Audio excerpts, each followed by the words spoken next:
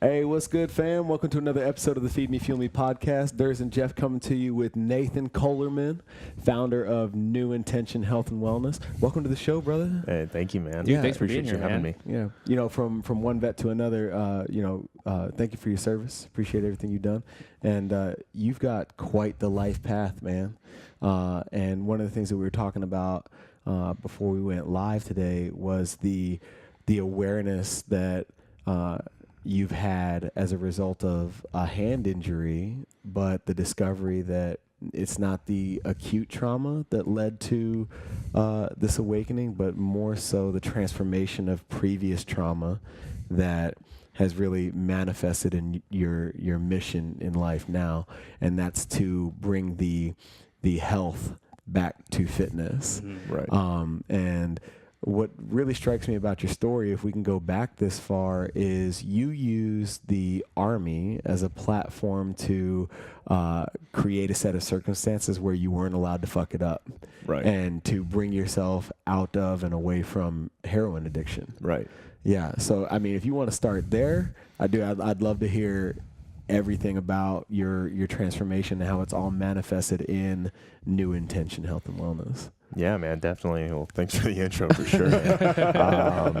Yeah, man. So, after my parents' divorce when I was 14, ended up having all these problems in school. I ended up getting kicked out of 3 different schools, graduated from the 4th. Oh, wow. Ended up losing like a whole year, had to make it up in the back end senior year, did like a full, almost like 2 years of school in my senior year to get into the Army. Oh, wow.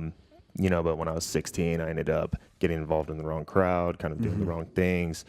I have like 12 years of mixed martial arts background. So that's kind of how I got sucked into these worse crowds, I should say, to where they would want to use that, of course. So, after going through those people and getting involved, ended up sliding into a different kind of group. Okay. One led to the next. Sure. Started with maybe ecstasy, did some cocaine. Then you started, finding all these different people that introduced you to new people, after that introduction, I ended up getting into heroin. Okay. And from there, kind of everything just kind of pitfalled. Yeah. And, when I wasn't using the drug, I was always in pain. Okay. So having that around suppressed and suppressed and suppressed and suppressed, and I got used to just pushing things down. Sure. And it came to a point where I remember Christmas before I joined the Army, my mom and my sister were on the couch because I had reached out to my sister asking for methadone or Suboxone or something, and I opened up to her. So I can kind of thank her for where I'm at, because if it weren't for that, I'd probably be dead. Okay. Yeah. And, they sat me down and just said, you're either going to wind up in jail or you're going to wind up dead. Damn. So hearing that from my mom just kind of tore open something that hasn't been seen for a long time, and literally the week after that, I went to the school and the recruiter was there. Okay. So I immediately got involved and left, and that was my path into sobriety. Okay. And I can tell you right now, like the first week of basic training, like going through withdrawals was probably the worst week of my life. Yeah. Holy crap. I mean, the first week of any, for those of you who haven't been associated with the military, the first week of any entry level program, boot camp, officer candidate school, what have you, is a motherfucker all by itself. So to go through that process, the acclimation and sleep deprivation and all the things that go into the in-doc process on top of battling withdrawal, I mean, that must have been just horrendous. Did they know that you were going through withdrawal? I mean, it was more so like the symptoms of it, because it was like, going through all the testing and everything like that. Like, of course I was sober, but it was still the fact that I felt them like delayed onset to where it was like my body still wasn't like nutrient dense. Right. Like I wasn't really physically capable of it, to where it's like I would overexert my body being in that fight or flight, Right. to where my body would just shut down. Sure. And I'd feel some of the same symptoms. I'd get like sweats at night. There's even times where now I get stressed and I'm sweating through the night. I'll get cold sweats. Right. Like, and I don't know if that's a chemical thing or what, but you know, that's essentially what I had to go through on top of everything else. Mm-hmm. Sure. And then what did you end up doing in the Army? So I ended up working with Patriot Missile Systems. Okay. Going in, being an operator, crew member, it's basically like getting the missiles ready whenever the teams are about to go and everything like that. Yep. A lot more like electrical engineering background. So a lot of system missile repair, stuff of that nature, trying to go through like circuit card assemblies. Yeah. Not anything too excited, but I ended up being like a colonel's driver and gunner eventually, and I wore several hats, but eventually just got out as a sergeant after being medically discharged. Right. And what led to your medical discharge? I'm building this up because I want to ask you a deeper question. So right before my ex-wife got pregnant with my daughter, I was wanting to go into special forces, so I was training really vigorously. I was going into, you know, training programs, workout programs. I had recently started working out from getting back from Korea, running 10 miles a week, you know, going through the PT system, everything of that nature. I just pretty much overexerted myself to the point where I got bilateral compartment syndrome in both my legs, which is like a fascial disorder, which restricts and compresses everything and then traps toxins in the blood, and pretty much the muscle just starts to like eat away at itself, and it builds extreme amounts of pressure. You usually see it in like car accidents. The whole leg will blow up, then they have to cut it open, drain all the blood. Essentially that's what I had. So they basically said like, you can't run, can't fight, bye. So, and that's how I got out of there. Sure. And what strikes me about that is something that I see in the CrossFit space with people who are brand new to CrossFit, where they try to entertain two modalities simultaneously. And it mostly manifests in the form of males who come from the bodybuilding or the aesthetic based training protocols. And they're like, can I keep up, you know, my leg day, my isolated muscle group training on top of CrossFit, where we use essentially every muscle group every day. Right. And my advice to them is always, no, not for now. Once we discover where your deficiencies really are, then we can start introducing that stuff back in. And based on what I know about you and what you told me about your training, you were 230 to 250 bodybuilding and trying to keep up with the training regimen of somebody preparing for indoc and special ops, right? And those are two very conflicting modalities. And as I was coming out of the Marine Corps, I could never understand the boots and utes running on pavement and stuff like that. And at the same time, the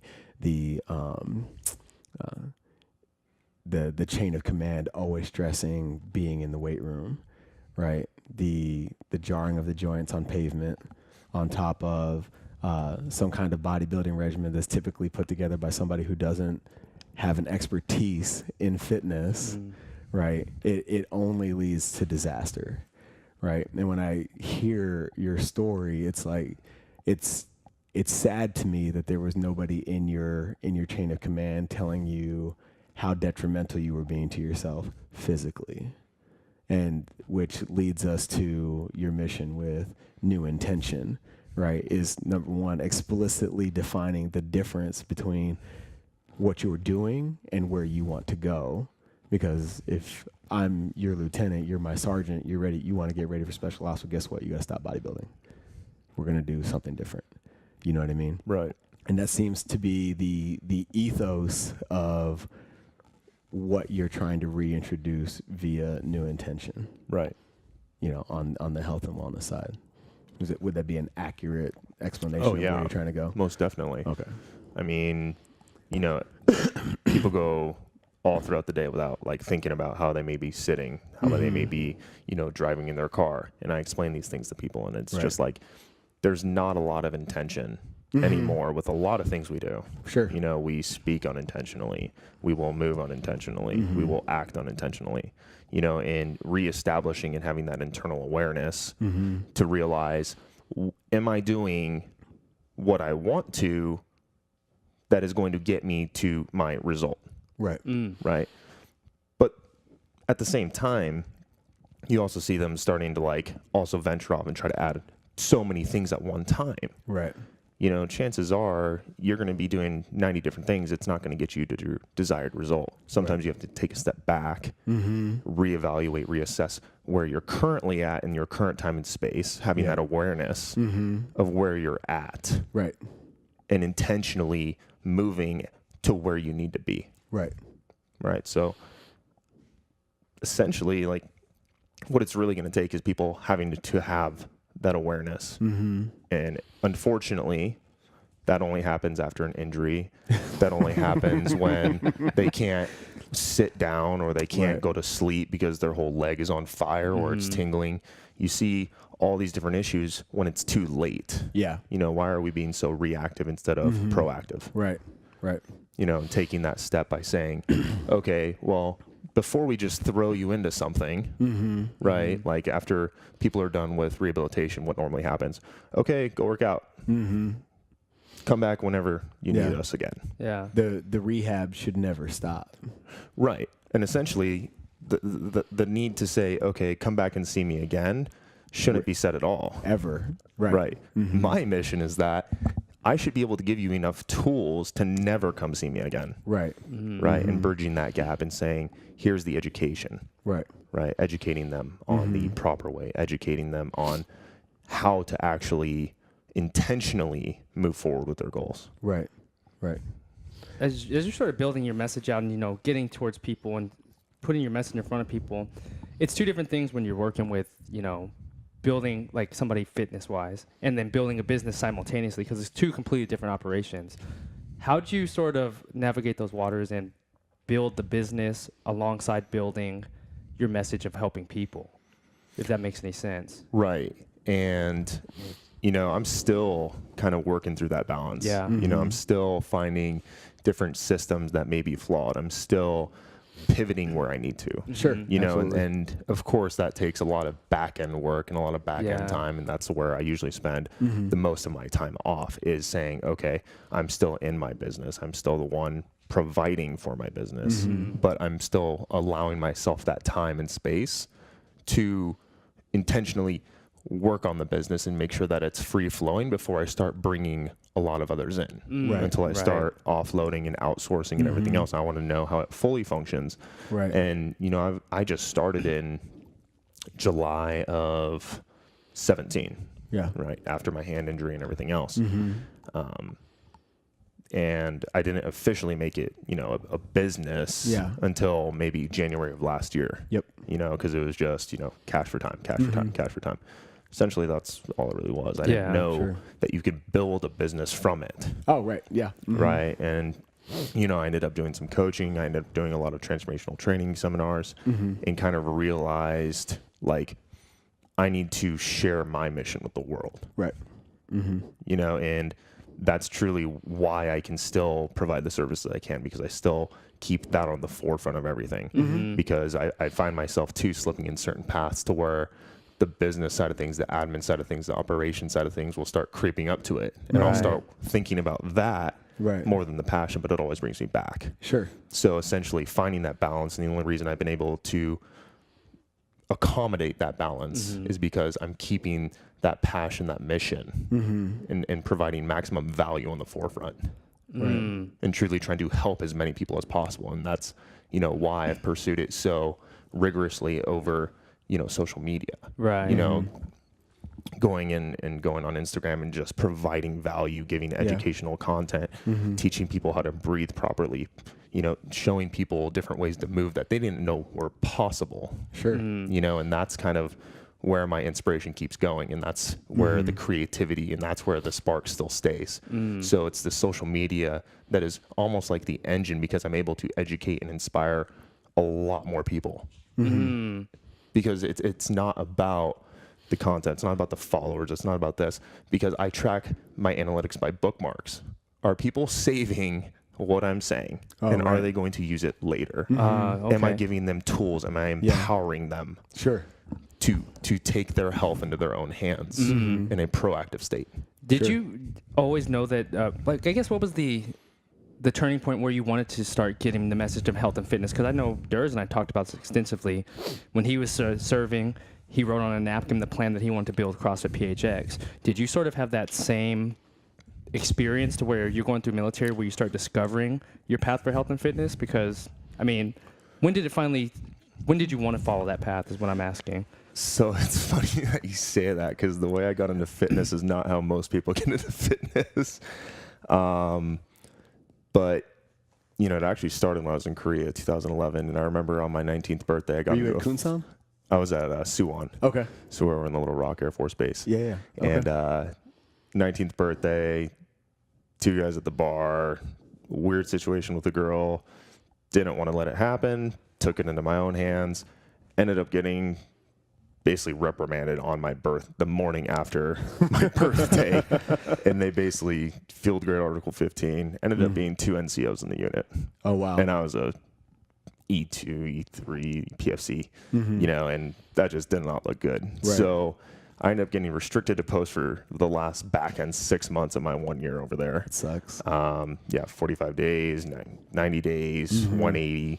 And they said the only places that I could go were the chow hall, the church, and the gym. And I wasn't religious at the time. Yeah. So I found the gym. Right. And I just started doing, you know, everything online, going in that path, and immediately fell in love with it. Yeah.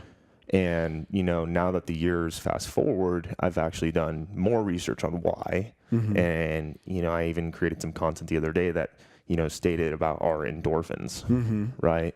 That working out released the same happy hormones and the same pain relieving hormones of opiates. Right. And I immediately linked it, and I was like, okay, that makes sense. Sure.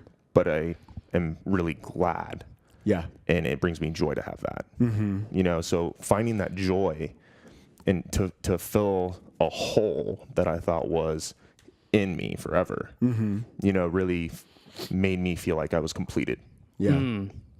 You know, and that's why I started just diving into fitness, got into bodybuilding. Yep. And then got pretty good, you know, heavyweight bodybuilder, won the Europa, you know, was going to go to nationals, everything else. I wanted to be an IFBB pro, all these things. Okay. And then my hand happened. Yeah. And it wasn't until they told me that I had severe liver toxicity and acute kidney injury from using the steroids, which is what it was from. Okay. Yep. Being out of breath, uncomfortable, in pain. And then after the surgery, having to be in a hand cast, not able to work out, letting the physique completely go, and the mental aspect that had. The dysmorphia and all that stuff. And just completely shoved me down into a depressive state. And it wasn't until I really started diving in with more mobility, more movement, more stimulation of muscles that I didn't even think I had. Sure. Yeah. You know, and actually using my brain. You know, and that's where it's guided me along the path that, okay, well, you know, mobility is not a physical issue because things keep coming back. And that practice of mobility and movement and using my brain and having to think about what I was doing really kind of opened up, well, everything starts from the brain. Yeah. Oh, yeah. Right. Which is where I found DNS. And now I'm able to help people retrain their neurology, their motor control. What is DNS? Dynamic Neuromuscular Stabilization. Okay.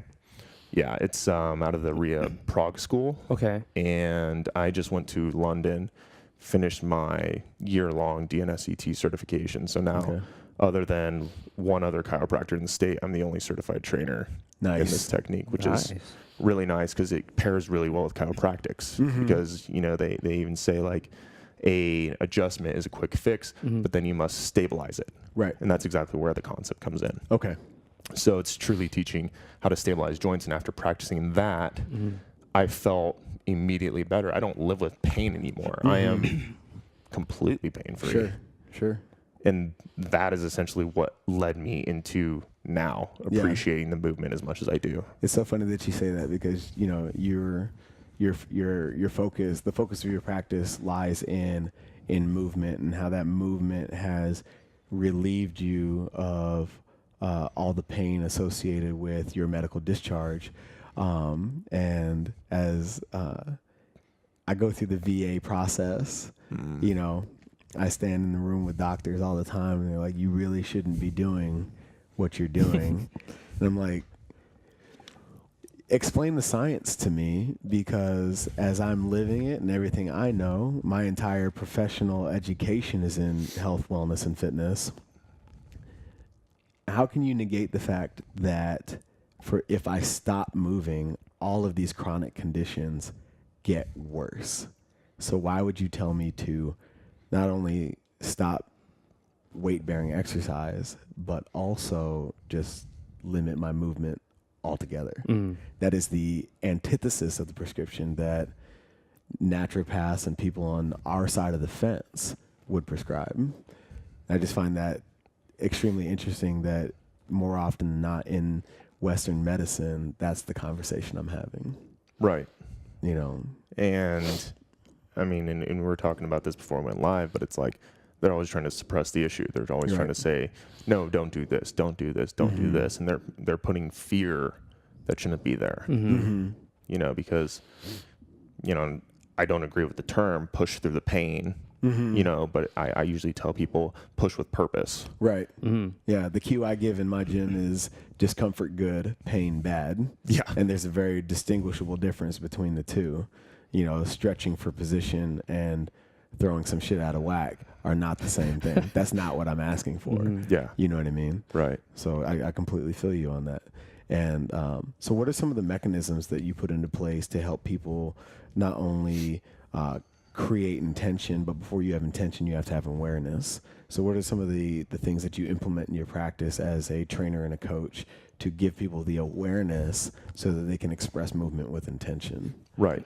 So a lot of that process is just through education. You know, when I first get somebody in front of me, you know, kind of talk a few minutes, kind of figure out what's going on. They've already done all the pre-filled out forms. I can kind of see all their info. Yeah. Now I can kind of get to know them a little bit, you know, and then we just jump right into the movement assessment. Yeah. You know, consisting of a walk, a squat, a single leg hip flexion test, there's an active straight leg raise test, you know, a bunch of different tests to kind of assess where their body's currently at, how is it moving, what are the mechanical advantages, disadvantages that I may see. Sure. You know, and once that's complete, I will walk them through with the videos. And I'll tell them, look, your foot's hitting here, so that's making the knee do this, which is causing your hip to hike up like this. You're right. You know, and really break down and say, okay, well, and this is how the body is interconnected by fascia, right? So this is why tension in your hip is now coming over to your left shoulder. This is also why you're having headaches, because you have tight plantar fascia in your feet,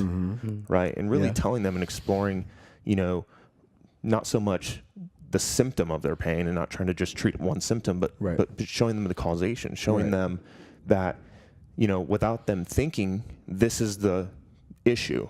So we need to start moving intentionally to correct these issues and have you actually focus on these issues while you do these movements. Because there are a lot of different movements that we use on an everyday basis. And that's what we should assess. What are we going to do on an everyday basis? Right. But 9 times out of 10, I usually don't. I'll look into a gym, for instance, and I've never seen really an assessment. Right? You go into like some of the bigger box gyms, look at EOS, look at, you know, anything like that. I haven't seen one assessment. None. Yeah. So it's being neglected on a lot of different platforms. Sure. And that's kind of where education needs to be key. And that's why I lead with education with the client. Right. And then the other first thing that I teach them with the assessment, with the education on the movement education, you know, I go through breathing. Yep. Proper respiratory patterns, right?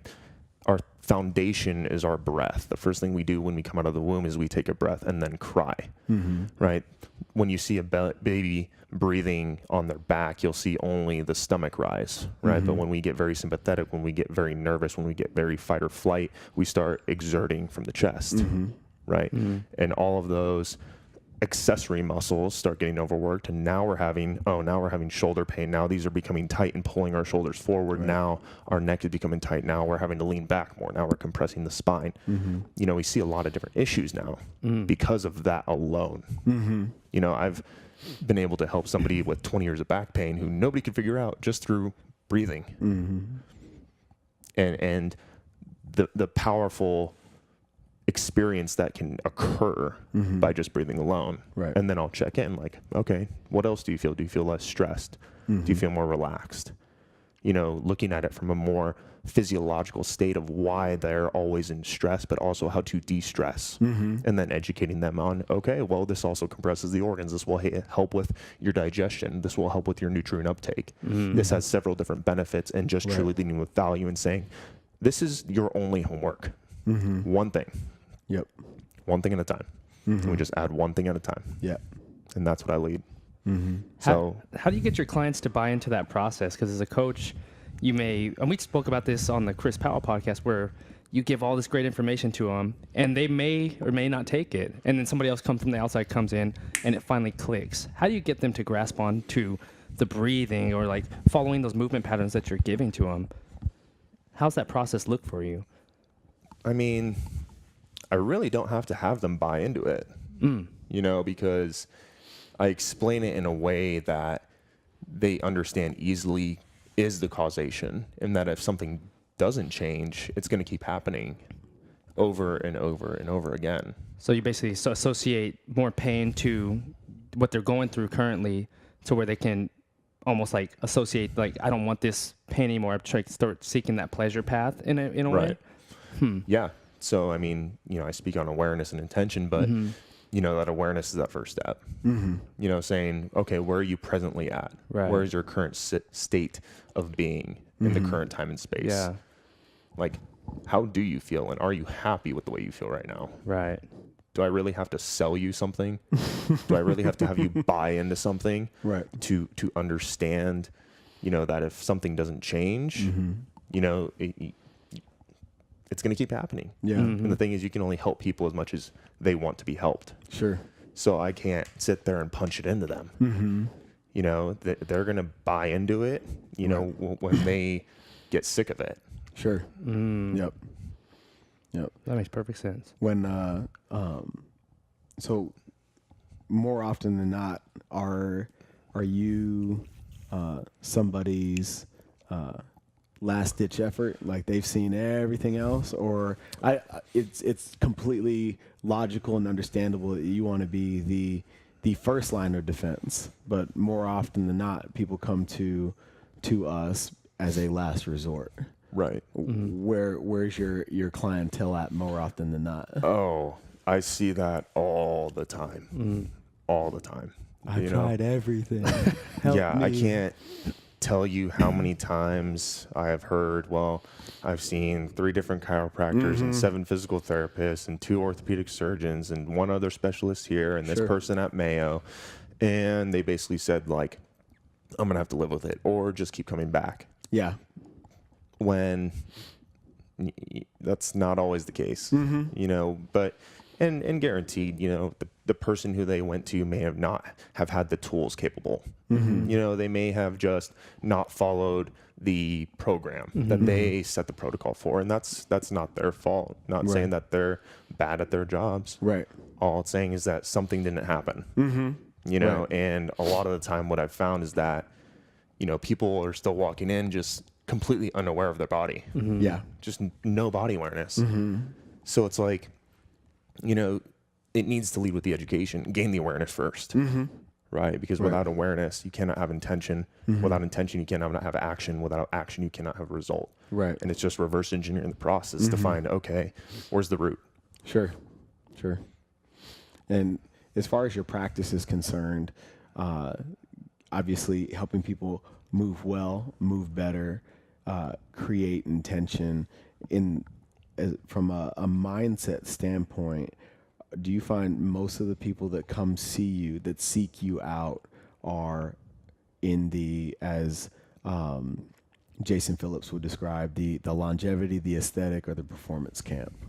Who are you working with most often?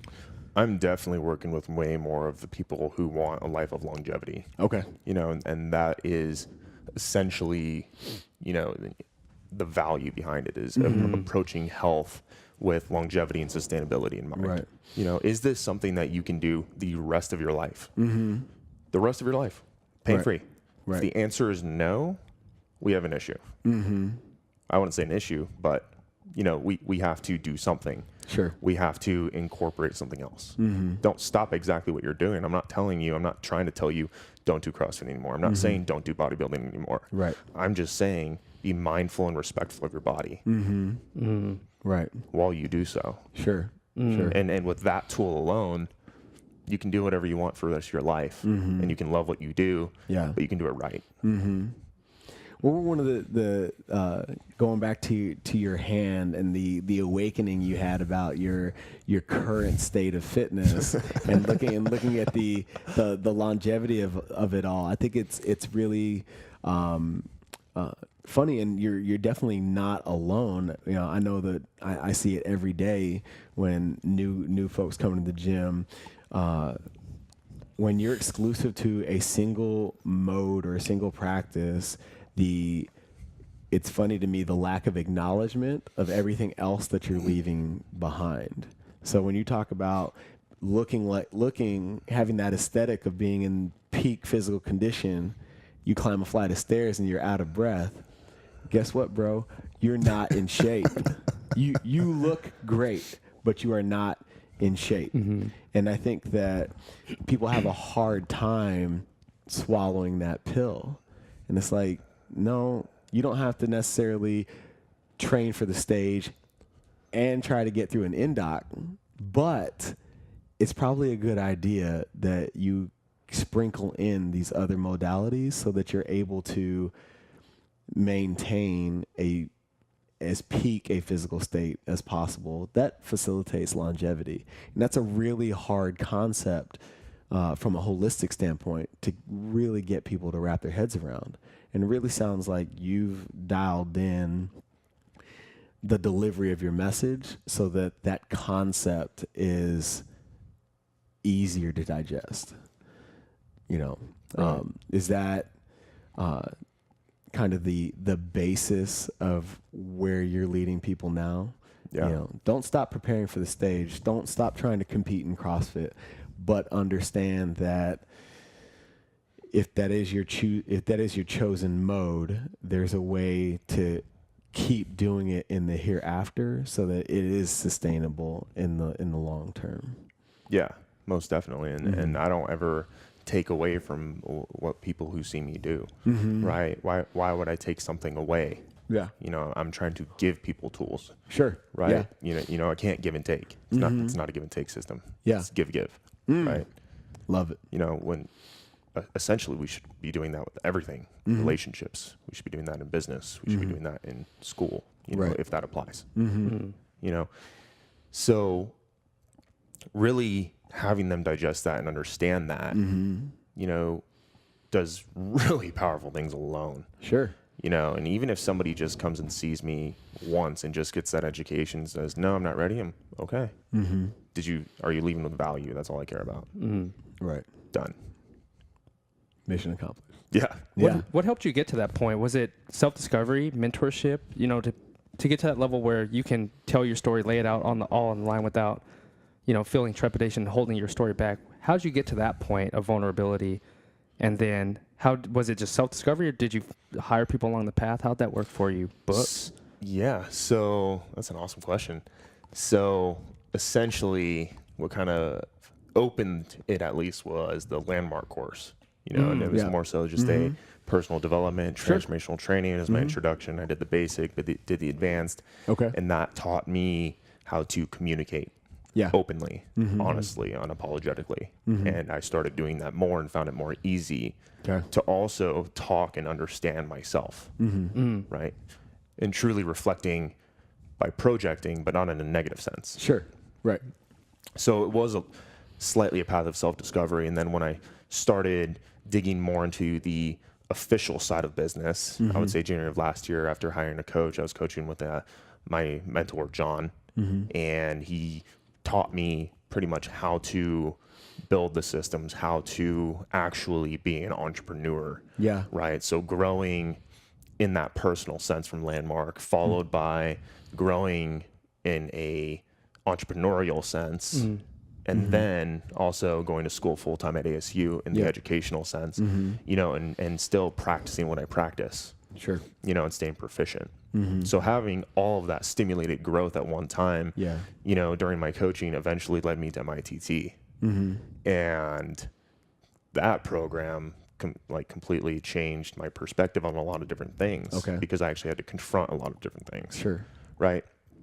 And through that process of that self-discovery through the program, you know, ended up realizing that being emotional, being vulnerable, having femininity to a certain extent is not a bad thing. Right. You know, crying should not be seen as weakness, you know, completely shifting the perspective that society has versus our own personal internal value. Right. So truly understanding that within myself allowed me to kind of open what I can now.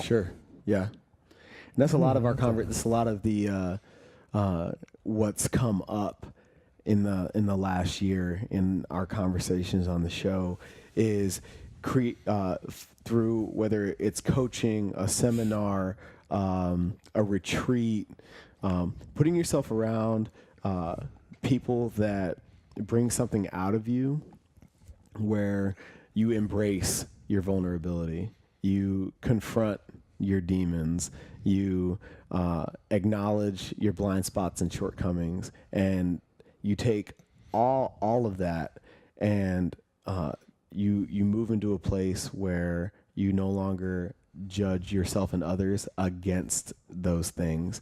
And one of my favorite words right now is unlearning. And taking all those systems, that dialogue that you have going on in your head, and really understanding where that shit came from, understanding that a lot of it has absolutely nothing to do with you, and letting it go, and then making the conscious decision to learn and apply your own, thoughts of your own choosing, not the ones that have been impressed upon you by parents, friends, communal structures, church, school, otherwise, and really creating your own belief system that is truly yours. You're not Catholic because you're Catholic. You're Catholic because you choose to be Catholic, to use a religious reference. Right. You know what I mean? Now you have ownership of your belief system and your path from there forward. And that, to me, is one of the most empowering things you can ever experience as a human being. So, dude, to have all that stimulus inside of a year, like I don't think people really understand the path you've been walking, bro. Yeah, it's crazy. That's a lot. Yeah, that's a lot. You know what I mean? That is trying to drink from a fire hose, and for you to come out on the other side of all of that self-discovery and and swim in those waves, so to speak, is just speaks to who you are as a person. Because one of the things that makes us as one of the characteristics that we find amongst entrepreneurs is resilience. And if you go back and you listen to Logan Gilbert's podcast, his greatest strengths was also his greatest weakness, in that he's able to endure, right? And that endurance, he tries to do he was caught himself in the point where he was trying to do everything himself, right?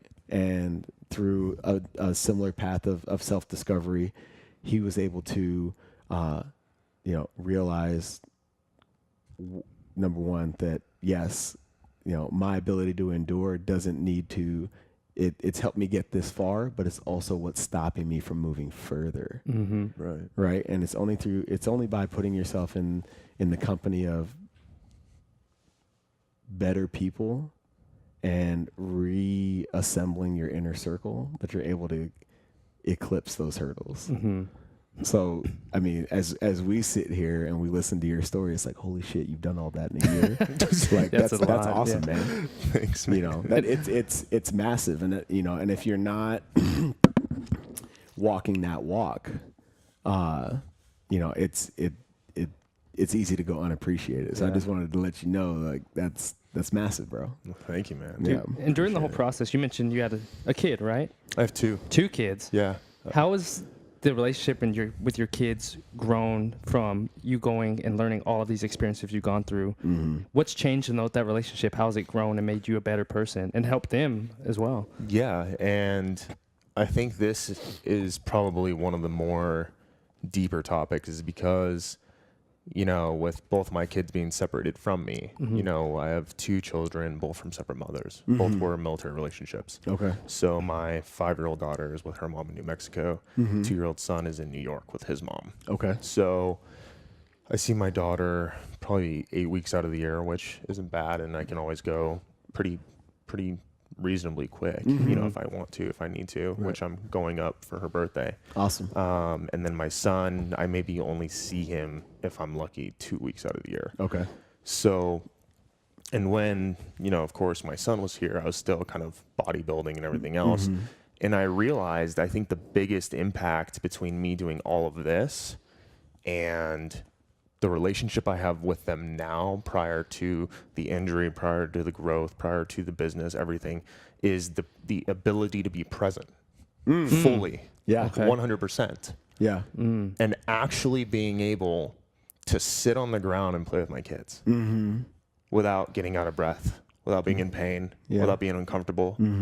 And I can see that they're happier and that they are taking the energy that I'm manifesting, and I can tell that they are truly present as well. They're not discouraged. They're not sad. They're not let down. Yeah. They have their father fully present. And that was the biggest takeaway ever. Yeah. And it completely started reshaping those self-limiting beliefs that I had, being separated from my children, that, you know, I'm not a good enough father. I'm not there enough. I'm not doing enough. I need to do more. I need to do something else. Right. To provide more. I need to be there more. I don't think I'm good enough to do this anymore. Yeah. You know, that kind of took all that away, That's awesome, man. which just amplified my ability to be there more, which is amazing. I love that, man. Because that's a tough thing to do, you know, because as you're mentioning, like, I'm not this, I'm not that. And coming to that awareness point to, like, I am enough in all these different areas of my life. That's the hardest part of awareness to come to, because I notice within myself, I can beat myself up a lot, but I don't really look at, like, what have you accomplished? Even the smallest thing. It's always like, well, that was great, like, but it's on to the next. But then it's the appreciating that process of, like, okay, I accomplished this one thing today. I am enough because I did this one thing. I'm still a smart person, this and this. And once I got past that point of, like, beating myself up and actually start loving who I am as a person, you uncover, like, an entire world to yourself, because when you're going through it mentally, you don't see yourself going through that process of, like, I may be treating others, you know, with disrespect, treating myself with disrespect, but it all stems from treating self with disrespect, and it stemmed to every other area of my life. So for you to come to terms with that, that's extremely powerful. And it's just because I don't have kids, I just have nieces and nephews, but seeing that mirror reflect from you to, like, your kids or your nieces and nephews, that's really powerful, because that's when you see, like, oh, I have to be in that moment with them, because they're just sponges absorbing everything that we're giving off to them. So that's incredible, dude. My hat's off to you for that, man, because that's a tough journey to walk, especially if you're not willing to do the deep work. Yeah. You know, and most people aren't, dude. You see that a lot in, you know, not just your ability to relate to your children, but just, you know, your relationships across the board. You know, Right. Are you really and truly present? You know, like, very much the way you're present now for this conversation. You know, it's easy, you know, just as you listen to somebody else speak, like, they're talking, you're receiving the information, but at the same time, it's blocked because you're thinking about what you're going to say next. Right. You know what I mean? That's not being present. Right. You know, have you read the 4 Agreements? Yeah, I have. Like, that is, you know, very close to the Bible for me. Right. You know, and you know, speak with intention. You know, like, say what you mean, even if it hurts. There's nothing left to interpretation, Right. which hurts more. Right. You know what I mean? And I think that's as I listen to you speak, like, every word that comes out of your mouth is chosen specifically before you say it. And that is another identifier of presence, you know, and you can feel that in people, whether they're being authentic and vulnerable or not. You can just listen to how they speak and the words that they choose and get that. Right. And to kind of like piggyback off of that, I had learned in the growth process of the terms already always listening. Right. Okay. Because you're already always listening, thinking that you already know what they're saying, or you think that there's something else back there, right? Just like you were saying, like they're already thinking about something else, right? But then we also find times that, no, I already know what you're going to say, so I'm just going to stop. Sure. Yeah. Right. You shut down. Yeah. You know, and just also I found that was an issue of mine as well, so that really strikes a chord, you know, and that is probably essentially one of the most powerful tools. So I completely agree. Yeah. Yeah. You know, it's so funny, you know, as, you know, wellness and fitness is your platform. The other elements, of self-discovery that are a byproduct of one's fitness and wellness journey, how they, slowly but surely mitigate the negative self-talk, you know, as you give them a physical task to accomplish, the transfer of training, if you will, to use strength and conditioning terms, they carry over into other facets of their life. You know, if I can approach this movement, this barbell, this task with confidence, I can put myself in that mode somewhere else and execute another task that is challenging to me with that same amount of confidence and surpass it somewhere else in my life. And do you ever get feedback later on that something that you did with them in the gym carried over to something they would never have done without that experience somewhere else? Yeah, and it's really, really powerful story. But one of my good friends and client, John, when he first came to me, his daughter was very young. He couldn't even really pick her up. And after working with his shoulder and his issues, but looking at his whole body as a functional unit, when he went to go do engagement photos for his wedding, he just got married. He carried his daughter up a mountain, and they took their engagement photos on the top of a mountain at like sunset. That's dope. That's awesome. And I was like, like, you know, those are the things I love to hear. You know, those are the stories that really just like, you're, dude, right in the heart. Yeah. You know, and it's changing lives. You know, you're not just giving somebody the ability to move. Right. You're literally giving their life back. You're literally allowing them to play on the ground with their kids, to pick up their child, Right. to be a parent. You give somebody that back, that's more than life. Yeah. And for somebody who does so much giving, has it taken you a lot of self-work to be okay with receiving? Oh yeah. I'm still also getting that, Yeah. you know, and How's that process been for you now that you're aware of it? it's been challenging. Yeah. Seamless, but challenging, Sure. you know, because there are different aspects. In what way? Just in terms of like, it may just be a circumstance of who I receive it from, what the relationship might be, Sure. you know, or what I am receiving. Yeah. Truly, am I trying to receive the action or am I trying to receive the intention? You know, but I'm very always up here, so I'm always thinking about that. Yeah. So that's what the challenging aspect is just thinking about it instead of just letting it come. Yeah. Yeah. Right. I'll tell you one of the most challenging exercises my coach ever gave me. We were going to do a bar crawl with the gym, and we were going to be, I was going to be surrounded by my members all day long. And in our coaching session that week, he was like, okay, my task for you is no matter what, whenever somebody gives you a compliment about the gym or tells you about the great things that they've accomplished, you're not allowed to say anything but thank you. Don't dismiss it. Don't try to explain it away. Don't try to reciprocate the compliment, as you know, is a habit that's ingrained in me, you know. And I tell you what, man, it was the hardest 9 hours of my life to just shut the fuck up and say thank you. And like, to me, just the notion of that is like, this is going to make this entire interaction super uncomfortable. Mm-hmm.